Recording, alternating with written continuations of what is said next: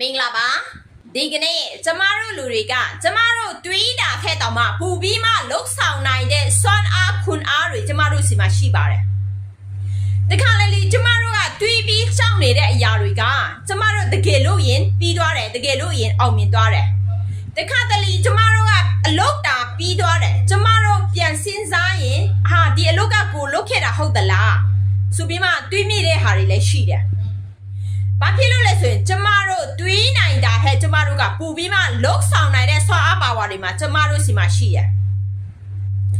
ဒါကြောင့်မို့ဘေးအရာပဲလှုပ်လှုပ်ကျမတို့ကကြောက်စရာမလိုဘူးရေးရေးတင်းတင်းလှုပ်ဖို့ပဲအဓိကဖြစ်တယ်ကျမတို့ရဲ့ရေမှန်းချက်တွေကအမေရန်ပူပူကောင်းလာဘူးပဲဖြစ်တယ်ပူပူဆိုးလာဖို့မဟုတ်ဘူး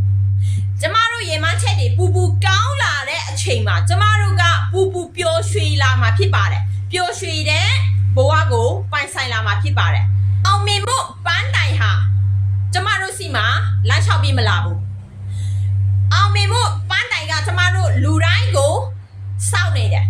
အဲ့ဒီအောင်မြင်မှုပန်းတိုင်စီမှာရောက်အောင်ကျမတို့ဘယ်လိုသွားရမလဲဆိုတာကကျမတို့ပေါ်မှာမူတည်တယ်ကျမတို့ဘယ်လိုအောင်မြင်ချင်တယ်လဲကျမတို့ဘာဖြစ်ချင်တယ်လဲဆိုတဲ့အပေါ်မှာမူတည်ပြီးအဲ့ဒီအောင်မြင်မှုပန်းတိုင်စီမှာရောက်အောင်တွားဖို့ကကျမတို့ရဲ့တာဝန်ဖြစ်တယ်ကျမတို့ကြိုးစားရမှာဖြစ်ပါတယ်မနေ့ကကျမတို့ကဘာလို့ချင်တယ်လဲဆိုတဲ့အရာကိုတိဆောက်ဖို့အခွင့်အရေးကဒီကနေ့ဖြစ်တယ်ဒါနဲ့အတူတူပဲနောက်နေ့ကျမတို့ဘာလို့ချင်တယ်လဲဆိုတဲ့အရာကိုတိဆောက်ဖို့အခွင့်အရေးကဒီနေ့ဖြစ်တယ်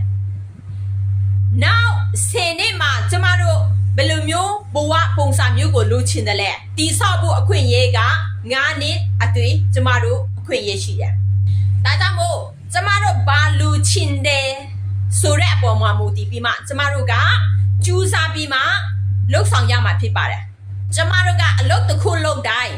ဟာဘသူကဘယ်လိုပြောမှလဲဘသူကဘယ်လိုထင်မှလဲဘသူကဘယ်လိုမြင်မှလဲအတွေးတွေအများကြီးရှိတတ်တယ်ကျမတို့လူတွေရဲ့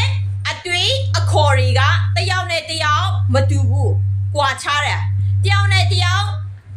တွေးတာမြင်တာပြောဆိုတာမတူဘူးလူတစ်သိန်းဆိုရင်အမြင်တစ်သိန်း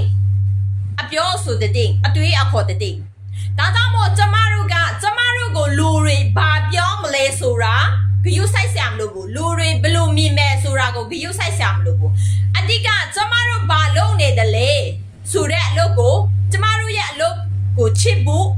အဓိကအရေးကြီးတယ်ကျမတို့လုပ်တဲ့အလုပ်ဟာကောင်းတဲ့အလုပ်